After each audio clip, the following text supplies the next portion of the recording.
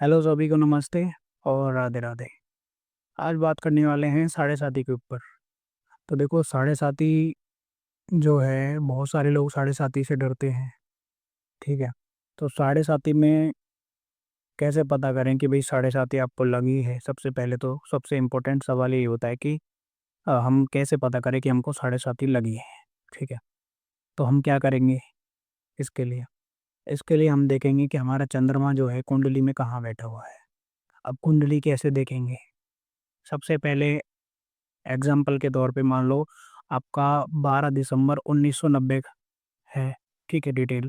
और आपका जो जन्म है वो दिल्ली का है। ठीक है, तो आपने एक एस्ट्रोसीज ऐप डाउनलोड करा। ठीक है, और उसमें अपनी डिटेल्स फिल कर दी। आपने देखा कि आपका जो चंद्रमा है, चे चे है ना, या एम ओ, इंग्लिश में एम ओ और हिंदी में चे, इस तरीके से लिखा हुआ होगा। आपका चे जो चंद्रमा है वो कहाँ बैठा है? ठीक है। तो मान लीजिए आपका चंद्रमा जो है 11 नंबर की राशि में बैठा हुआ है, तो आपकी कुंभ राशि है। ठीक है। आपकी कुंभ राशि है, तो अब क्या करना है? अब ये करना है कि आपको देखना है गोचर। अब क्या करोगे आप? जहाँ पे कुंडली है, लगन कुंडली लिखा हुआ है, वहीं पे आप देखोगे। आगे जब खिसकाओगे तो गोचर आपको देखने को मिलेगा। ठीक है। गोचर में आप देखोगे कि शनि कहाँ पे है। ठीक है। जैसे शनि इस टाइम में 12 नंबर की राशि में चल रहा है। ठीक है। तो साढ़े साती कैसे लगता है भैया?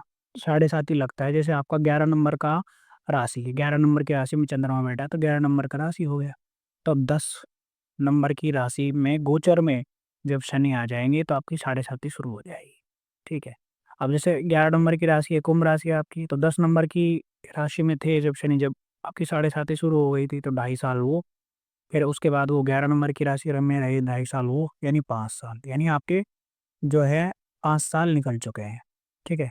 अब 12 नंबर की राशि में शनि चल रहे हैं, यानी आपके 2.5 साल बच रहे हैं, यानी तीसरा जो है अंतिम चरण जो है आपका चल रहा है साढ़े साती का, यानी तीसरा फेज चल रहा है। दो जो फेज है वो आपने साढ़े साती के निकाल लिए हैं। इतना सिंपल है अपनी साढ़े साती को देखना।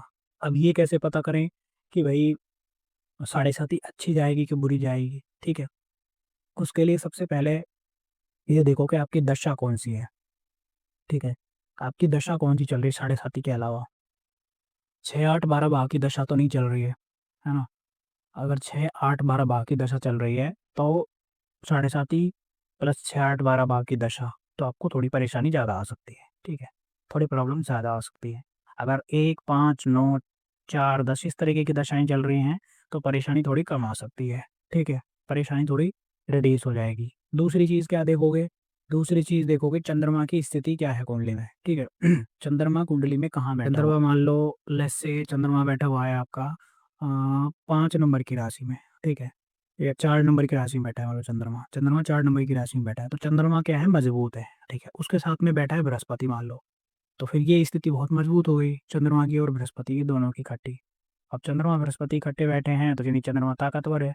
अब जो है आपको साढ़े साती इतनी प्रॉब्लम नहीं देगी, क्योंकि चंद्रमा को सबसे ज़्यादा जो है इम्पैक्ट करती है आपकी साढ़े साती। ठीक है।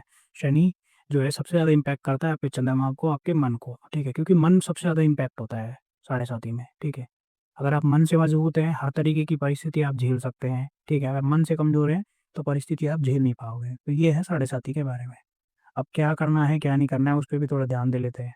देखो, साढ़े साती में सबसे बड़ी चीज़ होती है, वो होती है आपकी विल पावर। दूसरी चीज़ होती है आपको किसी को भी परेशान नहीं करना है, किसी भी तरीके की जो है मुकदमेबाजी से आपको बचना है, किसी भी तरीके के लड़ाई झगड़े से आपको बचना है, किसी भी तरीके के फ्रॉड से आपको बचना है, किसी भी तरीके के ज़मीनी विवाद में उलझने से आपको बचना है, इन सब चीज़ों से आपको बचना है।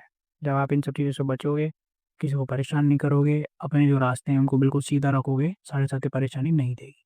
ठीक है। राधे राधे।